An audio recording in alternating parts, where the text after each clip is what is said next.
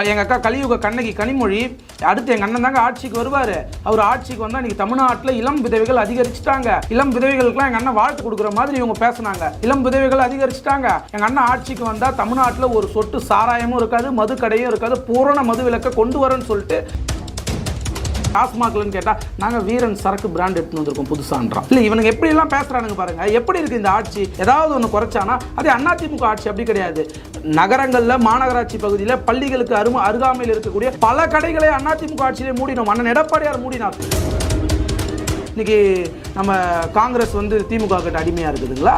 இல்லை நம்ம அண்ணன் வைகோ வந்து திமுகவினுடைய இதுவாக இருக்கிறாரா? அறிவாலயத்தினுடைய வாட்ச்மேனாக இருக்கிறாரா?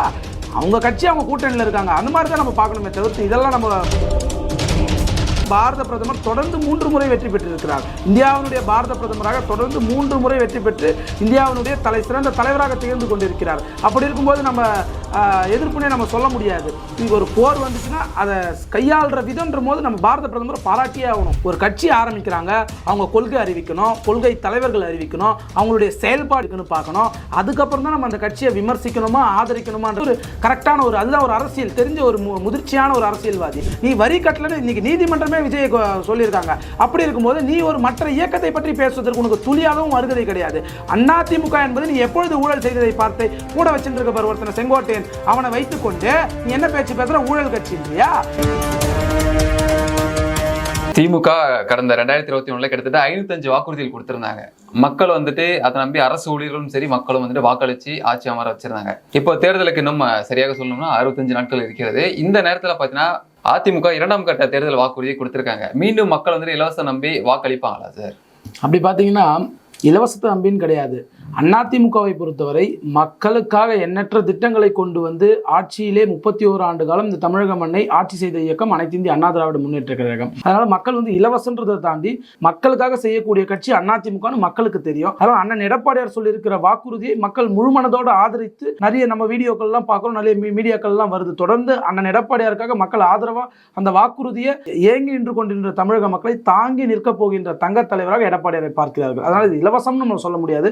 மக்களுக்காக திட்டம் கொண்டு வரும், மக்களுடைய வாழ்வாதாரத்தை உயர்த்துவதற்கான திட்டங்களை தான் பார்க்கப்படணும். இல்லை இப்படிதான் வந்துட்டு திமுக கொடுத்துருந்தாங்க சார். 505 வாக்குறுதிகளை மக்கள் எல்லாத்தையும் அதை நம்பி தான் இருந்தாங்க. கண்டிப்பாக அதை நிறைவேற்றுவாங்க அப்படின்னு சொல்லிட்டு அவர் வந்து நிறைவேற்ற கிடையாது, கடன் தான் அதிகரிச்சிருக்கு. அந்த நேரத்தில் எடப்பாடி பழனிசாமி அறிவிச்சது வந்து ஏற்றுக்கிட்டாங்களா மக்கள்? கடன் பார்த்தீங்கன்னா 6 to 11 திரு கருணாநிதி முதலமைச்சராக இருந்தார். அப்பொழுதுமே புரட்சி தலைவி அம்மா வந்து 2011 முதலமைச்சர் ஆகுறாங்க. திமுக வந்து எதிர்கட்சி அந்தஸ்தை கூட இழந்து போகுது அந்த 2011 தேர்தல் காலகட்டத்தில். அன்னைக்குமே கூட கடன் சுமை, அன்னைக்கு எல்லாருமே அரசியல் விமர்சகராக இருக்கட்டும் எல்லாருமே வந்து மீடியாக்கள்ல போட்டதெல்லாம் இப்போ தமிழ்நாட்டில் வந்து கரண்டே இல்லாமல் இருக்குது, புரட்சி தலைவி அம்மா வந்து மின்மிகை இல்லா மாநிலமாக கொண்டு வருவேன்னு சொல்றாங்க. அதெல்லாம் சாத்தியமே கிடையாது. இன்னைக்கு தமிழ்நாடே தத்தளிச்சு கொண்டு இருக்கிறது, நமக்கு மின்சாரமே இருக்காது போலன்னுலாம் பேசினாங்க. ஆனால் அந்த காலகட்டத்திலும் கடன் சுமை இருந்தாலும் கடன் சுமையையும் தாண்டி தமிழகத்தை மின்மிகை இல்லாத மாநிலமாக உருவாக்கி காட்டியது அனைத்து இந்திய அண்ணா திராவிட முன்னேற்ற கழக அரசும் புரட்சி தலைவி அம்மாவினுடைய அரசும். அதனால மக்கள் வந்து எவ்வளவு கடன் இருந்தாலும், ஏன்னா ஒரு குடும்பத்தில் ஒரு தலைவர் எடுத்துக்கோங்க, ஒரு குடும்ப தலைவி எடுத்துக்கோங்க, ஒரு குடும்பம் நம்ம பண்றோம், ஒரு அப்பா சம்பாதிக்கிறாரு, அம்மா குடும்ப ஹவுஸ் ஒய்ஃபா இருக்கிறாங்க, ஒரு குடும்பத்தை நிர்வாகம் பண்றாங்க அப்படின்னா அப்பா கம்மியா பணம் சம்பாதிச்சா கூட அந்த பணத்தை வச்சு எவ்வளவு குழந்தைங்களுக்கு எவ்வளவு படிப்பு செலவு பண்ண முடியுமோ, குடும்ப செலவு எவ்வளவு பண்ண முடியுமோ அதையெல்லாம் செய்து முடித்து விட்டு மிச்சம் இருக்கிற அந்த ஒரு 500 1000 கூட சிறு சேமிப்பாக ஒரு போஸ்ட் ஆஃபீஸ்லயோ இல்லை ஒரு பேங்க் கணக்குலயோ போட்டு வைப்பாங்க. அப்போ இதே ஒரு பக்கத்து ஒரு குடும்பம் இருக்காங்க, அவங்க அதிக சம்பாதிச்சா கூட கடன் வாங்கி குடும்பத்தை ரன் பண்ணக்கூடிய நிலைமை இருக்கும். அந்த மாதிரி தான் நம்ம பார்க்கணும். திறமை இருக்கிறவங்களுக்கு எவ்வளவு பணம் இருந்தாலும் இல்லாவிட்டாலும் அந்த குடும்பத்தை ரன் பண்ணக்கூடிய திறமை அவங்க கிட்ட இருக்கு. அந்த மாதிரி தான் புரட்சி தமிழ் ஐயா எடப்பாடியார் 2016க்கு பிறகு ஆட்சியிலே முதலமைச்சராக பதவி ஏற்கிறார். அப்பொழுது இருந்த காலகட்டங்களில் எவ்வளவு கொரோனா காலம், புயல் வந்துச்சு, எல்லாத்தையுமே கடந்து வந்து கலால் வரியிலிருந்து எல்லாமே ஒரு வருஷம் லாக்டவுன்ல போயிடுச்சு, வரியே இல்லாத காலகட்டம், அதையுமே தாங்கி பிடிச்சி வந்தார். ஏன்னா அந்த திறமை அவர்கிட்ட இருக்கு, அந்த கெப்பாசிட்டி இருக்கு. கெப்பாசிட்டி இருக்கக்கூடியவர் யார் வந்தாலுமே தமிழ்நாட்டை ஆள முடியும். இன்னைக்கு அரசியல் காலகட்டத்தில் கெப்பாசிட்டி இருக்கக்கூடிய ஒரே தலைவர் ஒரே முதலமைச்சர்னு சொன்னீங்கன்னா அது எங்கள் அண்ணன் எடப்பாடியார், கழகத்தினுடைய பொதுச்செயலாளர் அண்ணன் எடப்பாடியார் மட்டும்தான். அவருக்கு தெரியும் அதனால கண்டிப்பாக இந்த எவ்வளவு கோடி கடன் இருந்தாலும் அத்தனையும் தவிடு பொடியாக்கி மக்களுடைய வாழ்வாதாரத்தை உயர்த்தக்கூடிய அளவில் இன்னைக்கு 10 வாக்குறுதிக்கு மேல வாக்குறுதி கொடுத்திருக்காரு. கண்டிப்பா அத்தனை வாக்குறுதியும் நிறைவேற்றக்கூடிய தலைவர் அண்ணன் எடப்பாடியார். மக்கள் ஆதரிச்சுட்டு வராங்க. இதை கடனை பத்தி அவங்க யோசிக்கல. ஏன்னா எடப்பாடியார் ஒரு தமிழ்நாட்டினுடைய குடும்ப தலைவராக அண்ணன் எடப்பாடியாரை பார்க்கிறாங்க. கண்டிப்பாக இவர் வந்து சிறப்பான முறையில் நிர்வாகம் செய்வார்னு மக்கள் இன்னைக்கு எல்லா டீ கடையிலும் பேசிட்டு வராங்க. அதனால மக்கள் மத்தியில் நல்ல வரவேற்பு இருக்குது. கடன் சுமை அதிகரிச்சது அப்படின்னா அது மக்கள் மேலதானே சார் வந்து சேரும். வரி உயர்வுன்றது அதிகரிக்க கூடும் இல்லையா? அப்போ வந்துட்டு மேலும் மேலும் இலவசம் சொல்றப்போ அந்த இலவசத்தை பயன்படுத்துறதுக்கு கடன் தானே வாங்கி ஆகணும் இல்ல சார்? இல்ல, நாங்க எண்ணற்ற திட்டங்கள் வேற ஏதாவது ஒரு மூலியமா இப்ப நீங்க ஒரு சிம்பிளா கேக்குறீங்க கடன் சுமை அதிகரிக்கும்ன்றீங்க. இன்னைக்கு பால் விலை எல்லாத்துலயுமே ஒரு டீ குடிக்கணும், டீ கடைக்கு போயின்னு பாத்தீங்கன்னா ஒரு டீ 15 ரூபாய்க்கு கம்மி கிடையாது டீ கடையில. இது அதிமுக ஆட்சியில 8 ரூபா 10 ரூபாய் இருந்துச்சு. இன்னைக்கு 15 ரூபாய் வந்திருக்கு. ஏன் அது 15 ரூபாய் வந்துச்சுன்னு கேட்டீங்கன்னா பால் விலை வந்து 3 முறை ஏறி போச்சு. இப்ப பால் விலை ஏறினதுனாலதான் டீ வந்து 15 ரூபாய்க்கு வந்திருக்கு. அதே புரட்சி தலைவி அம்மா இருந்தாங்க, என்ன யோசிச்சாங்க? கிராமத்துல விலை இல்லாம ஒரு கறவை மாடு ஆடெல்லாம் கொடுத்தோன்னா வேலை இல்லாதவங்களும் அதை வளர்த்து அவங்களுடைய குடும்ப சுமையும் இதுல இது பண்ணிக்கலாம். அது இல்லாம இன்னைக்கு நம்ம ஒரு 1000 மாடு வளர்க்குறாங்க அப்படின்னா இவங்க ஒரு 10,000 மாடை வந்து விலை இல்லாமல் கொடுக்குறாங்க அப்படின்னா மாடுகள் வந்து அதிகமாகுது. நமக்கு பால் வந்து உற்பத்தி பெருகுது. உற்பத்தி பெருக பாலினுடைய கொள்முதல் விலையை குறைக்கலாம். கொள்முதல் விலை குறைச்சோம் அப்படின்னா நம்ம வந்து பாலுக்காக எங்கேயும் போக வேண்டிய அவசியம் கிடையாது. பால் விலையே குறையும். அது மாதிரி திட்டங்கள் எப்படிலாம் யோசிச்சிருக்காங்க பாருங்க. அப்படி பண்ணும்போது பால் விலை குறைஞ்சி போச்சு. எல்லாம் சொன்னாங்க அதெல்லாம் குறைக்க முடியாது எப்படின்னாங்க. அந்த மாதிரி தான் ஒவ்வொரு திட்டமும் நம்ம யோசிச்சு சரியான முறையிலே பண்ணா இருக்கிற கடனை கூட குறைச்சி மக்களுக்கு நான் என்ன திட்டங்களை கொண்டு வரலாம். திமுக மாதிரி 89 கோடியில நடுக்கடல்ல பேனாக்கு சிலை வைக்கிறேன் இந்த மாதிரி எல்லாம் அதிமுக ஆட்சி என்னைக்குமே பண்ணாது. மக்களுக்காக திட்டங்களை கொண்டு வரும், மக்களுடைய வாழ்வாதாரத்தை உயர்த்துவதற்காக கொண்டு வரும். அதனால கடன் சுமை மீண்டும்லாம் ஏறாது, கண்டிப்பா குறையும். அண்ணன் எடப்பாடியாருடைய ஆட்சி இதுக்கப்புறம் முடியலாம் போறதில்லை. அண்ணன் எடப்பாடியார் முதலமைச்சர் அவர் தான் நிரந்தர முதலமைச்சர். அதனால மக்கள் எண்ணற்ற திட்டங்களை கொண்டு வர போகிறார். கடன் சுமையே இல்லாத தமிழ்நாடாக உருவாக போகிறார். அரசுக்கு வந்துட்டு லாபம்ன்றது பார்த்தீங்கன்னா இருக்கக்கூடிய இந்த மதுபான கடைகள் மூலமா வரக்கூடிய வசூல்ன்றது அதிகமாக இருந்தால் அதெல்லாம் வந்துட்டு மக்களுக்கு வந்துட்டு பயன்பெறும் வகையில் திட்டங்கள்லாம் நிறைவேற்றிட்டு இருக்காங்க. திமுக படிப்படியாக மதுக்கடைகள் குறைக்கப்படும் அப்படின்னு சொல்லியிருந்தாங்க. விதவைகள் அதிகமாக இருக்கக்கூடிய ஆட்சி அப்படின்லாம் சொல்லி விமர்சனம்லாம் வச்சிருந்தாங்க. ஆனா மதுக்கடைகள் குறைஞ்ச பாடல படிப்படியாக குறைக்கிறேனே முதல்ல சொல்லல. எங்க அக்கா கலியுக கண்ணகி கனிமொழி அடுத்து எங்க அண்ணன் தாங்க ஆட்சிக்கு வருவாரு. அவர் ஆட்சிக்கு வந்தா இன்னைக்கு தமிழ்நாட்டில் இளம் விதவைகள் அதிகரிச்சுட்டாங்க. இளம் விதவைகளுக்குலாம் எங்க அண்ணன் வாழ்க்கை கொடுக்குற மாதிரி இவங்க பேசினாங்க. இளம் விதவைகள் அதிகரிச்சுட்டாங்க. எங்க அண்ணன் ஆட்சிக்கு வந்தா தமிழ்நாட்டில் ஒரு சொட்டு சாராயமும் இருக்காது, மது கடையும் இருக்காது, பூரண மது விலக்க கொண்டு வரேன்னு சொல்லிட்டு கலியுக கண்ணகி கனிமொழி போய் ஊரூரா பேசினாங்க. இன்னைக்கு எத்தனை மது கடையை குறைச்சிருக்காங்கன்னு பார்த்தா கிடையாது. இன்னைக்கு இவங்க பண்ணிருக்கிறது புதுசா ஒரு பிராண்ட் எடுத்து வந்திருக்கான். வீரன் என்னடா பண்ணீங்க நீங்க டாஸ்மாக்லன்னு கேட்டா நாங்க வீரன் சரக்கு பிராண்ட் எடுத்து வந்திருக்கோம் புதுசான்றான். இல்ல இவனுக்கு எப்படி எல்லாம் பேசுறானுங்க பாருங்க. எப்படி இருக்கு இந்த ஆட்சி? ஏதாவது ஒண்ணு குறைச்சானா அதே அதிமுக ஆட்சி அப்படி கிடையாது. நகரங்கள்ல மாநகராட்சி பகுதியில பள்ளிகளுக்கு அருகாமையில் இருக்கக்கூடிய பல கடைகளை அதிமுக ஆட்சியிலே மூடினோம். அண்ணன் எடப்பாடியார் மூடினார். படிப்படியாக குறைப்பன்னு சொன்னார், குறைச்சு காமிச்சார். கண்டிப்பாக அவர் குறைப்பாரு. ஏன்னா அவருக்கு தெரியும் மதுனால எத்தனை குடும்பங்கள் அழிஞ்சு போகுதுன்னு அண்ணன் எடப்பாடியாருக்கு தெரியும். அதனால கண்டிப்பாக அதெல்லாம் குறைப்பாரு. ஸ்டாலின் வந்து அப்படி கிடையாது. ஏன்னா அவங்களுக்கு வருமானமே அதில் தானே. இன்னைக்கு பாட்டிலுக்கு 10 ரூபா எடுத்து தான் இன்னைக்கு ஸ்டாலினுடைய குடும்பமே நடக்குது. குடும்பத்தில் இன்னைக்கு ஸ்டாலினுடைய குடும்பத்தில் ஒரு பொருள் வாங்கினா கூட இன்னைக்கு குடிகாரங்கிட்ட இருந்து ஒரு 10 ரூபா எடுத்தா தான் அங்கே போய் சேருது. டாஸ்மாக்ல 10 ரூபா அடிச்சு கொடுங்குறான். 140 ரூபா சரக்கா 150 கொடுன்றான். ஒரு டாஸ்மாக்ல 160 கேட்கறான். நம்ம எத்தனையோ ஒரு வீடியோக்களை பார்க்குறோம். இந்த மாதிரி இருக்கவங்க எப்படி படிப்படியாக குறைப்பாங்க? ஏன்னா அவங்களுக்கு வருமானமே அங்கிருந்து தான் வருது. அதிமுகவை பொறுத்தவரைக்கும் அப்படி கிடையாது. படிப்படியாக குறைச்சி காமிச்சிருக்கோம். மீண்டும் நாங்கள் குறைப்போம். ஏன்னா இது நாங்கள் சொல்லும்பொழுது சட்டமன்றத்தில் எங்கள் அண்ணன் எடப்பாடியார் பேசும்போது கூட செந்தில் பாலாஜி சொல்றாரு, இவ்வளவு டாஸ்மாக் வந்து இவ்வளவு உங்களுக்கு லாபம் 2018 to 19 விட 2020 to 21 உங்களுக்கு அதிகரிச்சிருக்குன்றாரு. ஆனால் அதிகரிச்சிருக்கு உண்மைதான். நாங்கள் கடைகளை குறைச்சி எப்படி அதிகரிச்சுன்னு கேட்டீங்கன்னா மதுனுடைய விலையை ஏற்றவே தான் அதிகரிச்சுட்டே தவிர்த்து மதுனுடைய வாங்கின பையர்ஸ் வந்து அதிகமாகல, அதிகமான கெப்பாசிட்டியில வாங்கல. மதுனுடைய விலையை அதிகமாத்தனால அந்த வருஷத்துக்கான இது வந்து டர்ன் ஓவர் வந்து அதிகமாச்சே தவிர்த்து மற்றபடி ஒன்றும் கிடையாது. கண்டிப்பாக அண்ணன் எடப்பாடியார் ஆட்சிக்கு வந்தா மது கடையை கண்டிப்படியாக குறைச்சிட்டு வருவார். ஏன்னா அவருக்கு தெரியும் மக்களுக்கான வாழ்வாதாரத்தை எப்படி மேம்படுத்தணும்னு தெரியும். அதனால அதுக்கான திட்டங்களை கொண்டு வருவார். தொடர்ச்சியாக வந்துட்டு செய்திகள் கேட்பது வந்து என்டிஏ கூட்டணி யார் தலைமையில இருக்கு அப்படின்றத ஒரு கேள்வி வந்துட்டு திமுக தரப்புல தொடர்ச்சியாக கேட்கப்பட்டு வந்துட்டு இருக்கு இல்லையா? இதுக்கு பதில் என்ன சார்? பல முறை விளக்கம் கொடுத்தாலும் திமுக வந்து மீண்டும் கேட்க என்ன காரணம்? பாஜக பிடியில தான் அதிமுக இருக்கு அப்படின்னு வந்து மக்கள் இடத்துல பதிவு வைக்கிறாங்களா? இல்லைங்க, நீங்க பாத்தீங்கன்னா மத்திய உள்துறை அமைச்சர் அமித்ஷாஜி அவர்களே தெளிவுபடுத்திட்டார். அவர் கூட்டணி பேச்சுவார்த்தை நடக்கும்போது அதிமுகவினுடைய என்டிஏ வந்து தமிழகத்திலே அதிமுக தான் தலைமை தாங்கும், முதலமைச்சர் வேட்பாளர் அருமை அண்ணன் எடப்பாடியார் தான் உள்துறை அமைச்சரை தெளிவுபடுத்தி இவங்க எதுக்காக இதை வந்து இதுபடுத்துறாங்கன்னா மக்கள் கிட்ட வந்து அதிமுக வந்து பிஜேபி கிட்ட ஒரு அடிமையா இருக்கு அப்படின்றத வந்து இவங்க வெளிப்படுத்துறானுங்களாம். இன்னைக்கு பாத்தீங்கன்னா பல இடத்துல இன்னைக்கு வந்து திமுக பிரச்சாரம் பண்றதே வந்து அதிமுக பிஜேபி கிட்ட அடிமையா இருக்கு. இதை வெளிப்படுத்திட்டா இது ஒண்ணு படுத்துறானுங்க. இன்னொன்னு என்னன்னா அதிமுகவுக்கும் திமுகவுக்கும் போட்டி கிடையாது, அதிமுகவுக்கும் திமுகவுக்கும் டிவிகேவுக்கும் தான் போட்டின்ட்டு இதை இம்ப்ளிமெண்ட் பண்றதே இன்னைக்கு திமுக தான். ஏன்னா இன்னைக்கு திமுகவினுடைய எதிர்வாக்குகள்லாம் வந்து அதிமுகவுக்கு போகக்கூடாது, வேற அணிக்கு போயிடுச்சுன்னா இவங்க ஈஸியா ஜெயிச்சிடலான்ற ஒரு எண்ணத்துல இவங்க இப்படி பேசுறானுங்க. அதெல்லாம் ஒரு பொய்யான ஒரு பரப்புரை. இன்னைக்கு அதிமுக தான் தமிழகத்திலே என்டிஏனுடைய அலைன்ஸினுடைய தலைமையில் இருக்கிறது அதிமுக. தொடர்ந்து எங்க அண்ணன் எடப்பாடியார் எத்தனையோ செய்தியாளர் சந்திப்புல சொல்லிட்டாரு, இவரு அமித்ஷாஜி சொல்லிட்டாரு, பாரத பிரதமர் வந்த போது அவர் சொல்லிட்டாரு, அத்தனை கூட்டணி கட்சி தலைவர்களுமே சொல்லிட்டாங்க. அப்படி இருக்கும்போது இதுல குழப்பமே வேணாம். இன்னைக்கு தமிழ்நாட்டு மக்கள் தெளிவா இருக்கிறாங்க. எடப்பாடியாருக்கும் ஸ்டாலினுக்கும் தான் போட்டி, ஸ்டாலினுக்கும் எடப்பாடியாருக்கும் தான் போட்டி. தமிழ்நாடு மக்கள் தெளிவா இருக்காங்க. இவங்க ஒரு குழப்பத்தை ஏற்படுத்தணுன்றதுக்காக இது போன்ற பொய் பிரச்சாரங்களை, பொய்னாவே திமுக, திமுகனாலே பொய் சொல்லி எப்படியாவது இந்த அதிமுக ஆட்சிக்கு வருவதை தடுக்கணும்னு நினைக்கிறாங்க. இந்த பொய்யெல்லாம் நம்புவதற்கு தமிழ்நாட்டு மக்கள் தயாராக இல்லை. தமிழ்நாட்டு மக்கள் தயாராக இருக்கிறாங்க. எப்பொழுது தேர்தல் வரும்? இல்ல பாஜக வந்துட்டு ஒரு இடத்துல போய் கூட்டணி வச்சுது அப்படின்னா அந்த கட்சியை அழிச்சிட்டு அதுதான் வளர்ந்து வரும் அப்படின்னு ஒரு விமர்சனத்தை ஒரு குற்றச்சாட்டா வந்துட்டு திமுக வச்சுட்டு இருக்காங்க. எந்த ஒரு மேடை எடுத்தாலும் இந்த ஒரு பேச்சுன்றது அங்க இருக்கதான் செய்யுது. இதுக்கான பதில் என்ன சார் உங்களுக்கு? இல்ல, நாங்க 2019 கூட்டணியில இருந்தோம், 2021 கூட்டணியில இருந்தோம். அதிமுக அழிஞ்சு போயிடுச்சா? 2021 75 சட்டமன்ற உறுப்பினரை பெற்று மகத்தான எதிர்கட்சியாக, எதிர்கட்சியினுடைய பிரதான எதிர்கட்சி தலைவராக அண்ணன் எடப்பாடியார் அதிமுக காணாம போயிடுச்சா, அழிஞ்சு போயிடுச்சா? திமுக தான் 2011 எதிர்கட்சி அந்தஸ்தை கூட இருந்துச்சு. நாங்க 2021 எதிர்கட்சி அந்தஸ்தை இருந்தோமா? அப்படியெல்லாம் அதெல்லாம் ஒரு பொய் குற்றச்சாட்டு. அப்படிலாம் ஒண்ணுமே கிடையாது. அது பிஜேபின்றது ஒரு கட்சி, அவங்களுக்கு ஒரு கொள்கை. அதிமுகன்றது ஒரு கொள்கை, அதிமுக கொள்கை மக்களுக்கான கொள்கை. அதனால இது ஒரு கட்சி, அது ஒரு கட்சி. இது வந்து கொள்கைக்கான கூட்டணி தானே வைத்திருக்குமே தவிர்த்து கொள்கை வேறு கூட்டணி வேறு அப்படிதான் நம்ம பார்க்கணுமே தவிர்த்து அந்த கட்சி இந்த கட்சி அது அப்படிலாம் எந்த கட்சியும் அழிக்க முடியாது. அப்படி பார்த்தா இன்னைக்கு நம்ம காங்கிரஸ் வந்து திமுக கிட்ட அடிமையா இருக்குங்களா? இல்ல நம்ம அண்ணன் வைகோ வந்து திமுகவினுடைய இதுவா இருக்கிறாரா, அறிவாலயத்தினுடைய வாட்ச்மேனா இருக்கிறாரா? அவங்க கட்சி அவங்க கூட்டணியில் இருக்காங்க. அந்த மாதிரி தான் நம்ம பார்க்கணுமே தவிர்த்து இதெல்லாம் நம்ம அடிமையா இருக்குது, இந்த கட்சி தான் அழிச்சிடும், அதெல்லாம் சும்மா பொய்யான குற்றச்சாட்டு. அதிமுக பாஜக கூட்டணி மக்கள் எப்படி வராங்க சார்? அதுல அதிருப்தின்றது இருக்கா, இல்ல வந்து எதிர்ப்புன்றது மக்களிடத்துல இருக்கா? கிராமப்புறத்துல எப்படி இருக்குது? இல்ல, மக்களை பொறுத்த வரைக்கும் எப்பொழுது தேர்தல் வரும், சூரியன் சுட்டெரித்து கொண்டிருக்கிறது, எப்பொழுது இரட்டை இலை என்ற நிழல் நம்ம மீது படும் என்று எதிர்பார்த்து கொண்டிருக்கிறார்கள்.